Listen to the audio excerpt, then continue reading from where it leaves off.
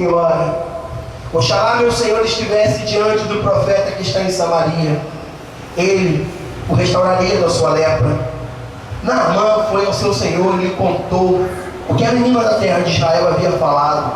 Respondeu o rei da Síria: vai, anda, e enviarei uma carta ao rei de Israel. Assim, Naamã partiu, levando consigo 10 talentos de prata, 6.000 ciclos de ouro e 10 mudas de vestidos. Entregou a carta ao rei de Israel, que dizia: logo, em chegando a ti esta carta, saberás que eu te enviei, Naamã, meu servo, para que o restaures da sua lepra.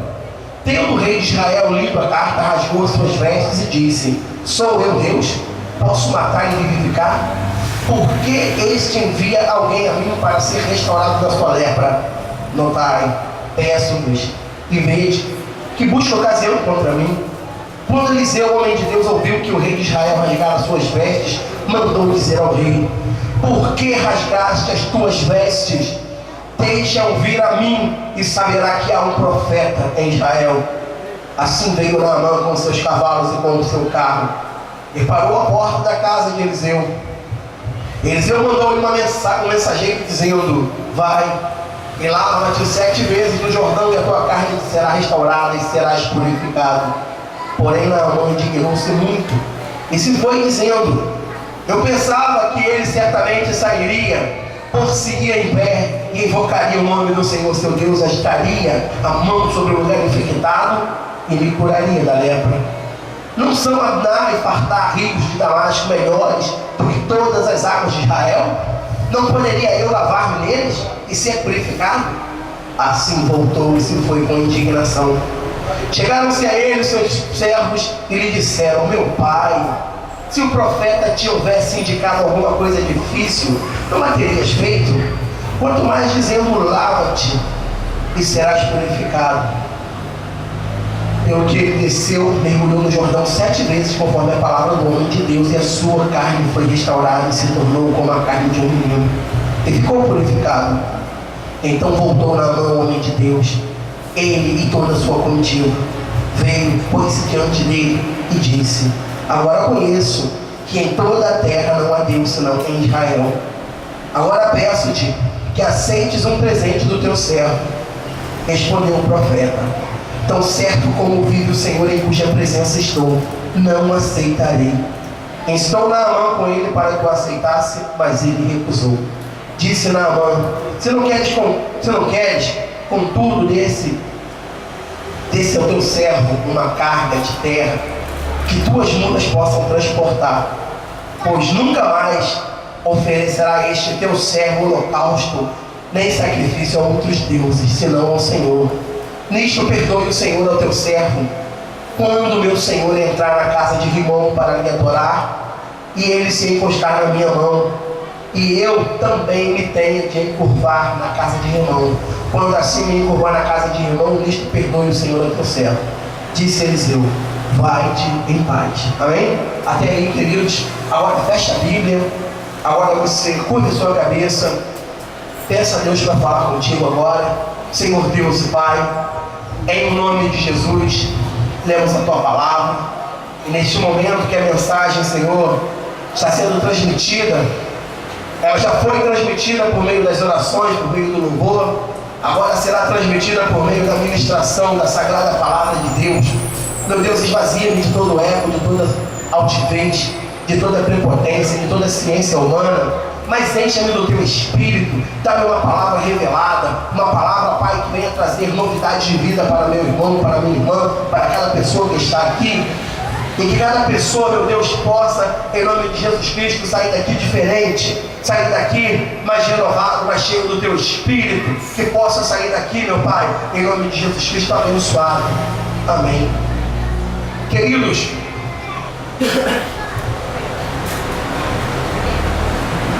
Naamã, já contei muito disso aqui, em outros lugares por onde eu preguei. Naamã era um homem importante, um homem rico, um homem vencedor. Era um campeão em batalhas, era o maior general da sua época. Queridos, nós temos aprendido aqui nessa igreja que diante de Deus não há maior que não se curve, porque porque o único maior que nós reconhecemos é aquele que vive e reina para sempre.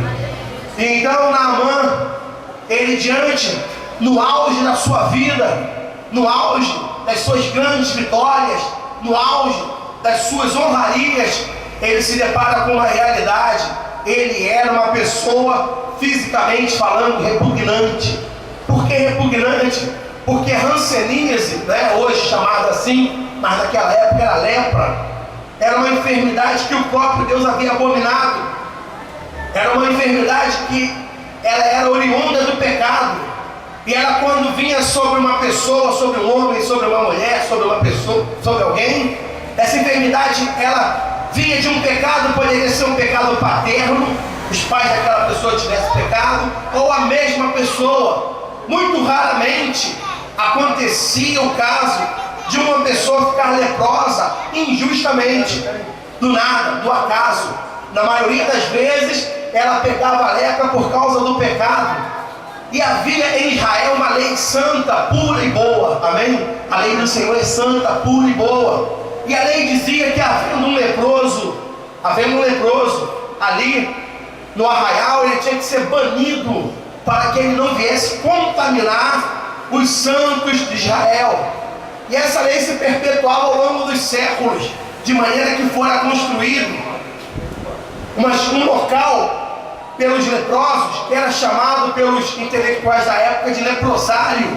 E ali então se abrigavam, ao longe de cada cidade, e eram muitos leprosários que existiam, se abrigavam os leprosos. Isso em Israel, que era uma terra religiosa, uma terra santa.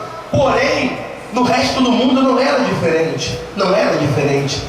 A pessoa, quando era leprosa, ela não podia tocar a outra pessoa.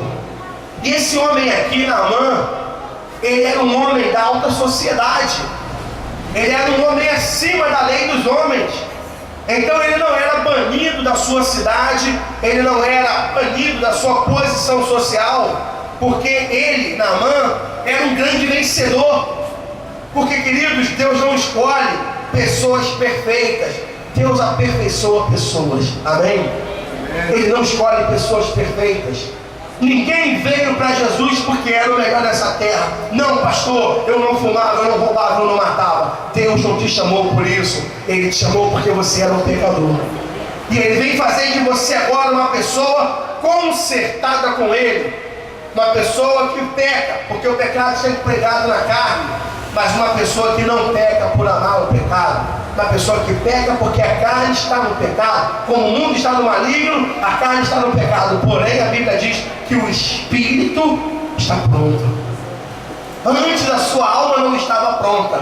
Antes de Cristo na tua vida, a sua alma estava destinada ao inferno. Agora com Cristo, a sua alma foi resgatada das mãos da condenação. Então Naamã, ele tinha sua carne podre.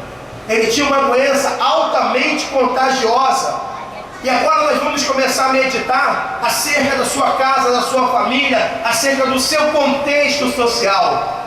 Você imagina a esposa já não devia ter vida íntima mais com o marido, porque não deitava mais com ele, porque a lepra, ele tinha que trocar panos de hora em hora, de tempos em tempos, porque aquela secreção que saía, aquela espécie de pus, gerava um odor, e até hoje, é altamente contagioso. Então automaticamente aquele homem já era um homem frustrado na sua vida íntima, familiar.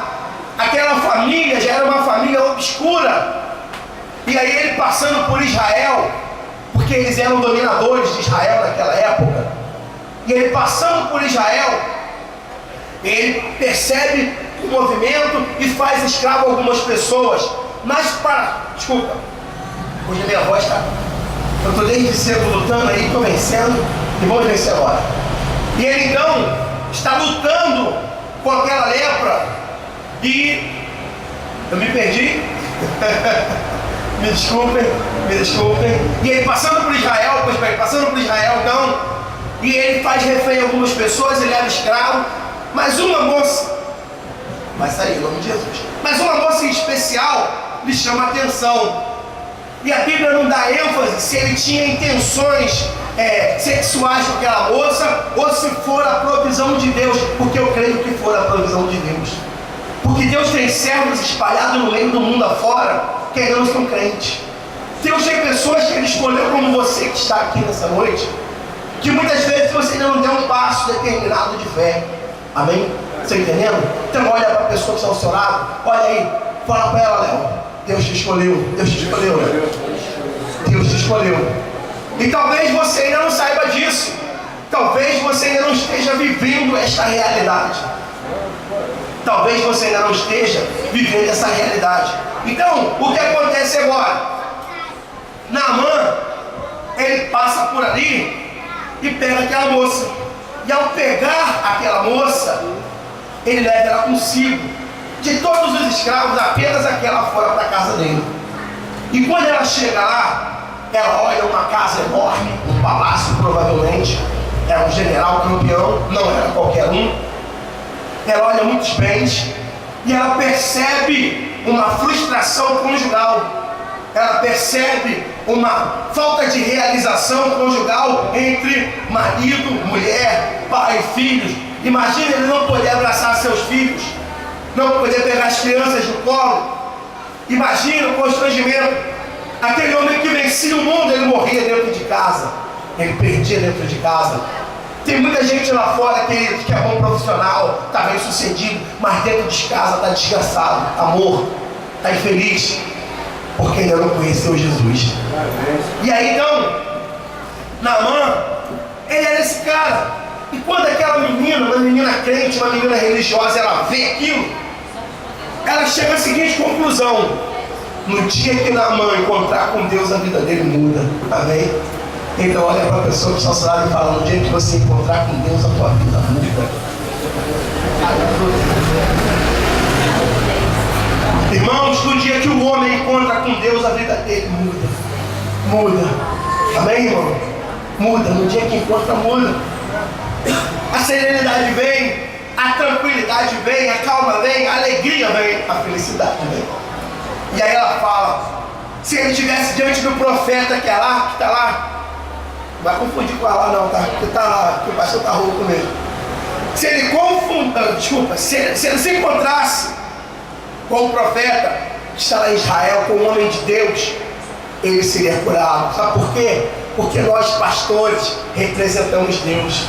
Então quando você crê na minha palavra, no que eu estou falando aqui no altar, não é picaretagem. Nós somos aqui, eu sou um pastor sério, vocês que me conhecem sabem, porque tem muito cara por aí falando besteira. Mas quando você crê na palavra santa que sai do altar, a tua vida muda. Tua vida muda. E ela fala: então se ele encontrasse com um homem de Deus que está lá, homem de Deus, não é um homem comum, certamente ele seria restaurado da sua lepra. Queridos, aquela mulher pensou na hora: eu vou ser honrada. Porque aquela mulher, embora era a mulher do maior campeão de batalhas do seu país, ela era uma mulher que as amigas não se chegavam muito. Era aquele tipo de amizade por interesse. Ela tinha posição social. Então quem chegasse na comitiva dela ia sentar diante do rei. Então as amizades dela dignificavam quem ela era socialmente, não como ser humano. E aí ela pensa: não, agora as pessoas vão gostar de mim de verdade, vão respeitar meu marido, não só pelas armas que ele empunha, mas pela pessoa fantástica que ele é. E ela chega e fala para o marido: amor, resolvemos o nosso problema. Como mulher? Deus. Irmãos, só Deus resolve problemas. O resto do mundo dá uma amenizada, dá uma aliviada na dor. Deus resolve. Que é difícil para o mundo, Deus resolve. Somente a graça de Deus na tua vida, queridos. E aí, e o que é então, mulher? Olha, a moça que está aqui, ela é de Israel, ela é crente. E ela disse o seguinte: que se você, meu marido, se o senhor, meu marido, estiver diante de um certo homem que habita na terra de Israel, que será curado. Meus irmãos, aquele homem não pensou em mais nada. Aquele homem saiu mundo afora e vai ao Palácio Real. Chegando ao Palácio Real, ele falou: majestade, eu preciso, se eu posso pedir algo diante do Senhor, peço agora, envie-me a Israel. Por quê? Porque ela tem um homem que pode me dar a dignidade de volta. A lepra é o sinônimo da falta de dignidade humana. A lepra é o sinônimo da exclusão humana. A lepra é o sinônimo da rejeição humana. E ele disse: eu posso me tornar alguém novamente, não pelas armas que eu empunho, não pelo contra-cheque que você tem, não pela carteira que você tem, não pelo carro que você dirige, não pela casa que você mora, mas pelo ser humano que você é. Amém? E aí ele fala: então vai, homem. Sabe por que vai? Porque esse rei poderia dar mais a este homem. Ele era rico, ele tinha poder, ele tinha força. Se ele quisesse, ele dava um golpe de estado no rei, derrubava o rei. Ele só queria cura. Porque quando ele chegou no mais alto padrão da sua vida, ele descobriu que tudo que ele possuía sem Deus não valia de nada.